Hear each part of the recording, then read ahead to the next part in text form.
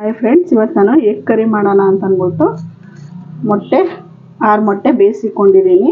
ಅದಕ್ಕೆ ಮೆಣಸಿನ್ಕಾಯಿ ಪುಡಿ, ಗರಂ ಮಸಾಲ, ಒಂಚೂರು ಮಟನ್ ಮಸಾಲ, ಒಂಚೂರು ಚಿಕನ್ ಮಸಾಲ, ಅರಿಶಿನ ಪುಡಿ, ಒಂಚೂರು ಧನಿಯಾ ಪುಡಿ ಇಷ್ಟನ್ನು ತೊಗೊಂಡಿದ್ದೀನಿ. ಮತ್ತು ಒಗ್ಗರಣೆಗೆ ಈರುಳ್ಳಿ, ಒಂದು ಸ್ವಲ್ಪ ಕೊತ್ತಂಬರಿ ಸೊಪ್ಪು, ಒಂದೇ ಒಂದು ಸ್ಪೂನ್ ಶುಂಠಿ ಬೆಳ್ಳುಳ್ಳಿ ಪೇಸ್ಟು. ಇವಾಗ ಮಸಾಲೆ ರುಬ್ಕೊಳ್ಳೋಕ್ಕೆ ಒಂದು ಸ್ವಲ್ಪ ಕೊತ್ತಂಬರಿ, ಸ್ವಲ್ಪ ಪುದೀನ, ಒಂದು ಅರ್ಧ ಈರುಳ್ಳಿ, ಒಂದು 4 ಟೊಮೊಟೊ ಚಿಕ್ಕದು, ಒಂದು 5 ಜನ ಊಟ ಮಾಡೋಷ್ಟಕ್ಕೆ 5 ಜನಕ್ಕೆ ಒಂದು 4-3 ಟೊಮೊಟೊ ತೊಗೊಂಡಿದ್ದೀನಿ.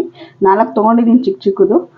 ಮತ್ತು ಒಂದು ಸ್ವಲ್ಪ ಗೋಡಂಬಿ ತೊಗೊಂಡಿದ್ದೀನಿ, ಸ್ವಲ್ಪ ಸೋಂಪು, 1-2 ಲವಂಗ, ಚಕ್ಕೆ, ಒಂದು ಸ್ವಲ್ಪ ಮೆಣಸು, ಒಂದು ಸ್ವಲ್ಪ ಏಲಕ್ಕಿ ತೊಗೊಂಡಿದ್ದೀನಿ, ಒಂದು ಸ್ವಲ್ಪ ಜೀರಿಗೆನೂ ಹಾಕ್ಕೊಂಡಿದ್ದೀನಿ. ಇಷ್ಟು ನುಣ್ಣಗೆ ರುಬ್ಕೊಬಂದ್ಬಿಡೋಣ.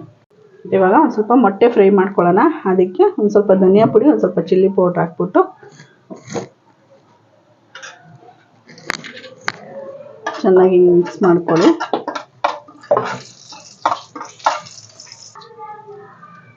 ಸ್ವಲ್ಪ ಉಪ್ಪು ಹಾಕ್ತಾ ಇದ್ದೀನಿ, ಅದನ್ನು ಹಾಕಿ ಮಿಕ್ಸ್ ಮಾಡ್ಕೊಳ್ಳೋಣ. ಇವಾಗ ಮೊಟ್ಟೆ ಫ್ರೈ ಮಾಡ್ಕೊಳ್ಳೋಣ.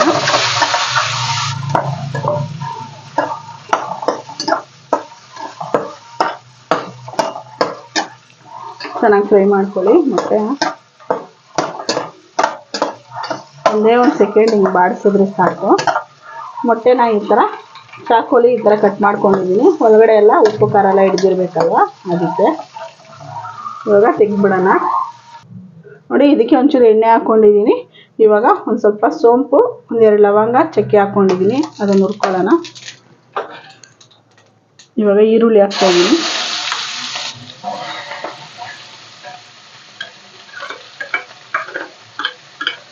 ಈರುಳ್ಳಿ ಚೆನ್ನಾಗಿ ಫ್ರೈ ಆಗಲಿ, ಮೆರೂನ್ ಕಲರ್ ಬರಲಿ ಈರುಳ್ಳಿ. ಇವಾಗ ಸ್ವಲ್ಪ ಶುಂಠಿ ಬೆಳ್ಳುಳ್ಳಿ ಪೇಸ್ಟ್ ಹಾಕೋಣ. ಶುಂಠಿ ಬೆಳ್ಳುಳ್ಳಿ ಪೇಸ್ಟ್ ಬೇಡ ಅಂದರೆ ಸ್ಕಿಪ್ ಮಾಡ್ಕೋಬೋದು.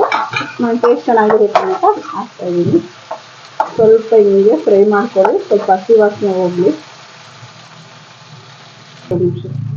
ಇವಾಗ ಸ್ವಲ್ಪ ಧನಿಯಾ ಪೌಡ್ರು ಎಲ್ಲ, ಗರಂ ಮಸಾಲ, ಮೆಣಸಿನ್ಕಾಯಿ ಪುಡಿ ಎಲ್ಲ ಏನೇ ತಿಕ್ಕೊಂಡಿದ್ದೀನೋ ಅದೊಂದು ಸ್ವಲ್ಪ ಹಾಕ್ತಾಯಿದ್ದೀನಿ. ಮಿಕ್ಸ್ ಮಾಡ್ಕೊಳ್ಳಿ. ಇವಾಗ ಮಸಾಲೆ ರುಬ್ಬಿದ್ದೀನಲ್ಲ ಅದು ಹಾಕ್ತಾಯಿದ್ದೀನಿ. ಇದು ಚೆನ್ನಾಗಿ ಫ್ರೈ ಮಾಡ್ಕೊಳ್ಳಿ. ಸ್ವಲ್ಪ ಚೆನ್ನಾಗಿ ಫ್ರೈ ಆಗಲಿ ಇದು.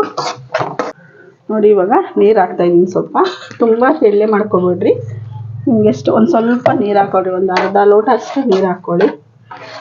ನೋಡಿರಿ, ಇದು ಚೆನ್ನಾಗಿ ಮಳ್ಳಿ ಸ್ವಲ್ಪ ಎಣ್ಣೆ ಎಲ್ಲ ಮೇಲೆ ತೇಲಿ, ಆವಾಗ ಗ್ರೇವಿ ಚೆನ್ನಾಗಿರುತ್ತೆ. ಇವಾಗ ರುಚಿಗೆ ತಕ್ಕಷ್ಟು ಉಪ್ಪು ಹಾಕ್ತಾಯಿದ್ದೀನಿ.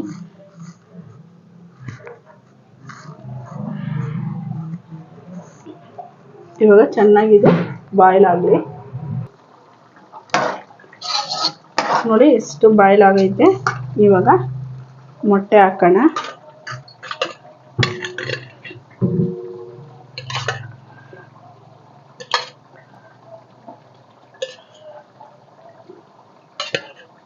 ಮೊಟ್ಟೆ ಇನ್ನೊಂಚೂರು ಗ್ರೇವಿ ಚೆನ್ನಾಗಿ ಬಾಯ್ಲ್ ಆಗಿ ಆಮೇಲೆ ತಿರುಗಿಸೋಣ. ಇನ್ನೊಂದು ಸ್ವಲ್ಪ ಬಾಯ್ಲ್ ಆಗಲಿ.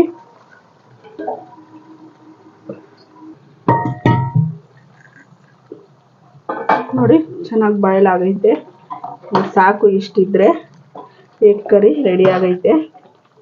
ಇನ್ನೂ ಬೇಕಾದರೆ ಇನ್ನೂ ಗಟ್ಟಿ ಮಾಡ್ಕೋಬೋದು. ಗ್ರೇವಿ ಒಂಚೂರು ಇದ್ದರೆ ತುಂಬ ಟೇಸ್ಟಾಗಿರುತ್ತೆ. ಅನ್ನಕ್ಕೆ ನೆಂಚ್ಕೊಳ್ಳೋಕ್ಕೆಲ್ಲ, ಚಪಾತಿಗೆ, ದೋಸೆಗೆ, ಪೂರಿಗೆಲ್ಲ ತುಂಬ ಚೆನ್ನಾಗಿರುತ್ತೆ ಇದು.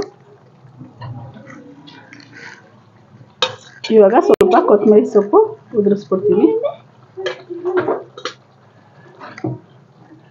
ಇವಾಗ ಎಗ್ ಕರಿ ರೆಡಿ ಆಗೈತೆ. ಬನ್ನಿ ಸರ್ವ್ ಮಾಡೋಣ.